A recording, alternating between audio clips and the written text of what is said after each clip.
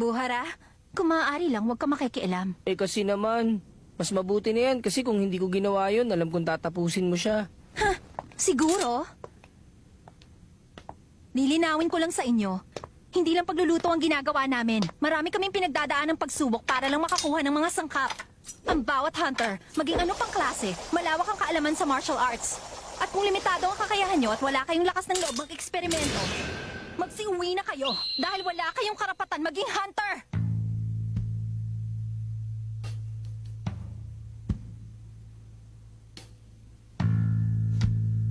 Ganun pa man.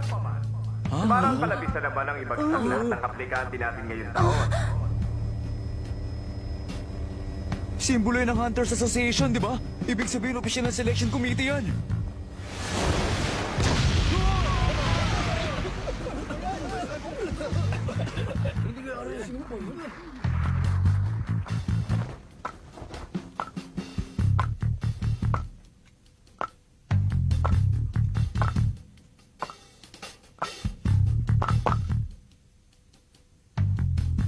Oh, teka, sino naman yung matandang yan?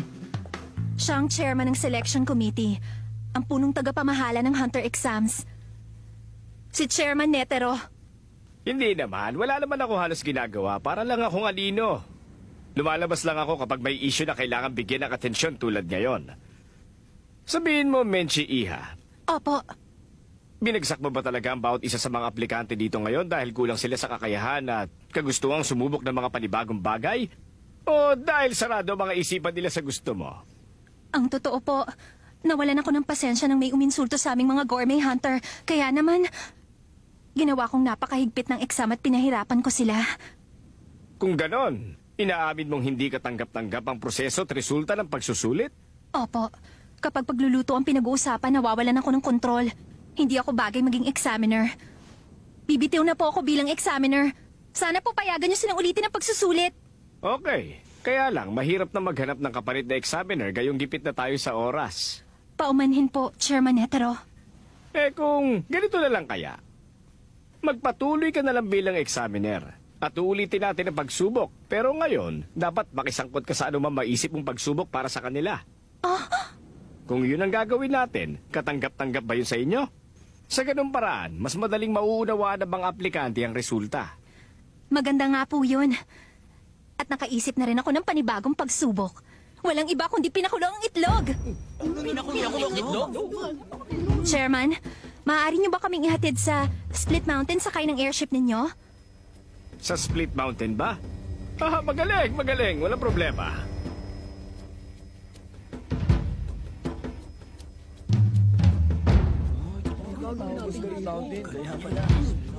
Nandito na tayo.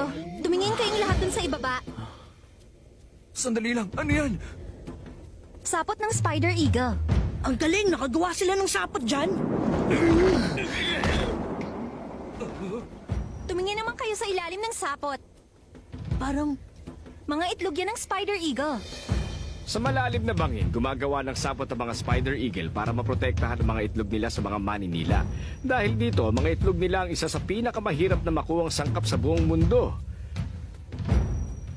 Kaya naman, nakilala din ang mga itlog na ito bilang Dream Eggs. anong ibig mo sabihin? Yan ang... Yan nga mismo.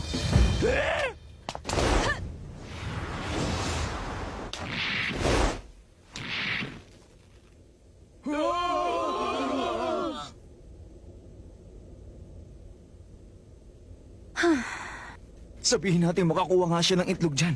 Paano siya babalik dito sa taas? Huh?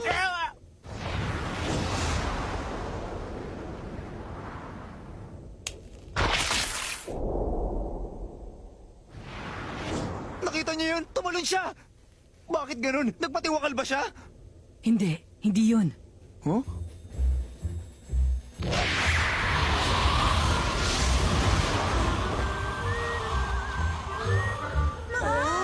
Mukhang masayo yan ah.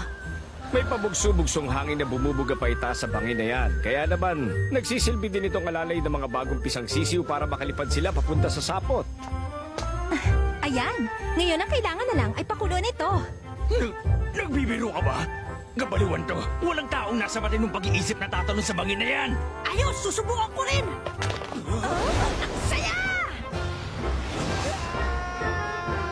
Okay to, ako din. Sandali! Hindi pa ako tapos ipaliwanag ang dapat gawin!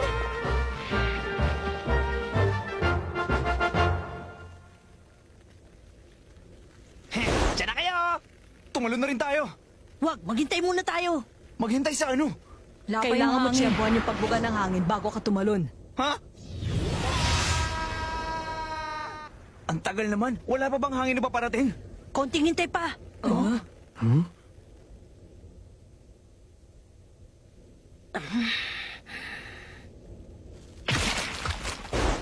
Nalintig ka na!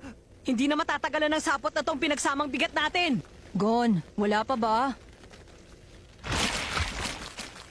Hindi ko na kaya maghintay dito. Tatalo na ako.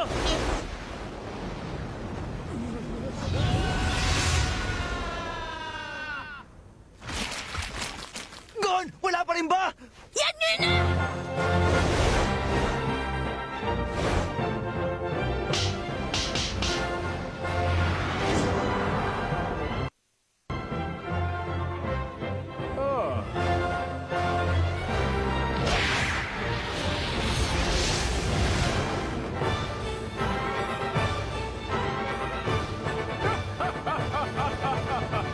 Oh, kayo naman.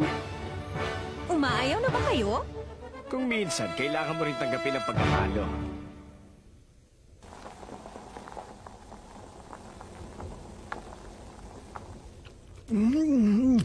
Sarap naman niya ito. Walang sinabi dito yung itlog na natikman ko noon.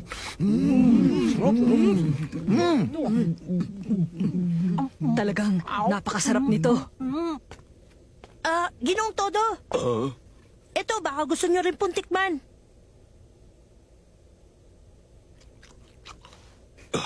Ang sarap nga. Naranasan mo na ngayon ang sayang na idudulot ng pagkain na napakasarap. Kaya naman sinusugal namin ang buhay namin para maihatid sa ibang kasiyahang yon. Inaamin ko, talo na ako. Sa susunod, mas gagalingan ko pa. Sa pagsubok na yon, natutunan ng mga aplikante na iba-iba man ang larangan, maging blacklist hunter or gourmet hunter man, hindi pangkaraniwang determinasyon at tapang ang kinakailangan bago nila makamit yon. At ngayon, 42 na lang ang natitira.